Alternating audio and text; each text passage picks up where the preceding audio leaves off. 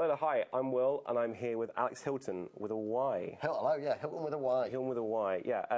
You were telling me before this about a story about confusion with the Y. Oh yeah, no one ever knows, and people people Google me sometimes after a show, and they follow Alex Hylton with an I, who is a singer in a band called Asking Alexandria. Oh my God, I know them. They're really good. I think they're from Detroit. Go check them out. They're a really good indie band.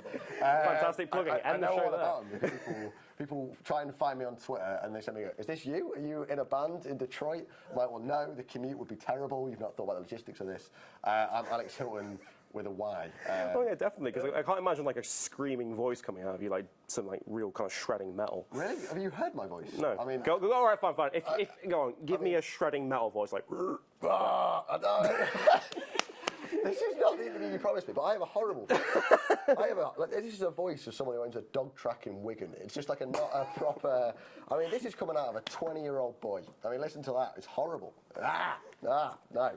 So you're you're 20 years old. Yeah, I'm 20 years old. Yeah. I'm older than this guy. No, older than this guy. What's happening here? I know. Yeah. So how long have you been doing comedy for? 3 years. I started when I was 17. I used to be very serious, and then I got given tickets for my birthday when I was about 15 years old to a comedy club in Stafford, and which was headlined by Patrick Monaghan. That guy? Yeah, who was on tonight. And I remember watching that and thinking, like, oh, it's just a man talking. Like, there is nothing happening here. A man talks for like 25 minutes. And it's not changed at all. Yay! How do you feel about that, Patrick? Woo! Yeah, but it's just a man talking, and everyone laughs, and that's a night's entertainment. And I just thought that's what I want to do for the rest of my life. Yeah. And 3 years later, I get to do it part time. So that's living the dream, guys. Living the true dream. So, like, inspiration-wise, like, who do you look for inspiration from, and how do you use that? How do you incorporate that into your act? I don't like to think there's anyone that I want to be, because I want to be my own act on stage and talk about the things that I want to talk about. I read Frank Skinner's book, which is really, really special for anyone who wants to work in the arts. And that was like something that I like to think about when I've died on my arse horribly. I like to think about that. But there's not one person, more just watch loads and taking everything, not just comedy, just films, music, whatever, take it all in and transform it into your art. That's fantastic. That sounds really wanky. No, it didn't sound really censored word there, everybody. Oh, we're not. We need to refrain from what we say. Like, okay. I can't say fudge, but you know what that means. You can't say fudge. No, I can say. I mean, like. No, I mean I can say fudge, but I'm cleverly. That's not a word. I'm cleverly censoring it. You're cleverly censoring it, yeah. Like kind of a secret language among kind of like poets. Yes. Or, yes, because of all people, I'm a poet. All right, okay. I'm a poet for the radio. Demon FM.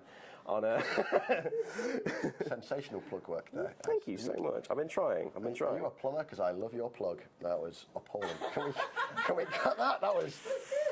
This is why I'm part time. You know, like my dad does some fantastic puns like that, and that rivals it. It really does. Right, I'm glad to know I'm almost as funny as your dad. My dad is the funniest man I know. Look for Richard Underwood on it. Richard Underwood, is that cool? All right. That's legitimately my dad. Good. Fantastic. I didn't know it. That's Richard. That's Richard with an I, not a Y, obviously. Okay. Richard? Richard, yeah. Seems very Welsh, doesn't it? I mean, yeah. Is there not a dick with a Y? Dyke. That's a thing. Is that a sense of word as well? See, like, I've never understood why Richard is an abbreviation for dick. I've never understood that. We'll never know. We'll never know. I mean, I'm quite good with my slang and that. I don't call him Richard III, I call him Dick III. Dick III, the dickening. The dickening, is that? Yeah. No, I shouldn't have said that. You can find more about Richard Underwood on Demon FM. But okay, how do you deal with hecklers?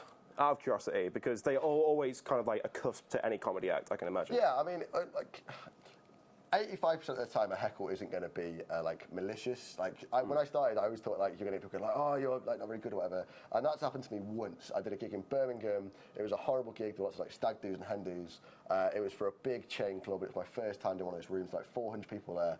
And like the compare was struggling, the opening act was struggling, and I was doing like a new act spot in the middle, like a 10-minute spot, and you have to showcase how good you are. You do it for free, and none of the other acts talk to you because they're all big TV pros, and you're very nervous. And I had to follow I won't say his name, what I think is one of the best comics in the UK, and I was like amazed to be on a bill with him. I had to follow him, and he was taking people out of the audience who were unruly hecklers, getting them to stand up and just like tearing them to pieces, and the audience were loving it. It was like watching a gladiator slay a lion. And then the compere walked out and went, "Ladies and gentlemen, keep that applause going for Alex Hylton." And before I got to the microphone, like 6 different people had called me a very naughty swear word that begins with C. And I was really nervous, and I picked up the one guy, and I used my one heckle put down that I'd rehearsed in the mirror hundreds of times. I was like, "Yeah, you're this thing," and they loved it, and everyone cheered. And then about 20 other people stood up and were like, "Do me, do me, do me." And I was like, no. I used my one thing on that guy. I've got a joke about Wales that I'm going to do, and then I want to go home. And then a group of lads on the right-hand side of the corner started banging on the table and just went,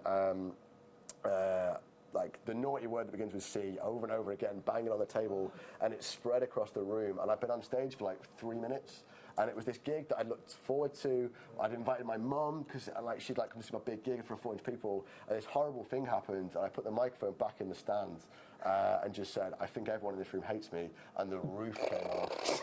And it was this horrible moment. I remember driving home in my car thinking I'm going to quit stand up, and it was just wow, really? This horrible moment, yeah. Oh God. But then the next night I supported Rufus Hounds, and it was this like amazing moment for me.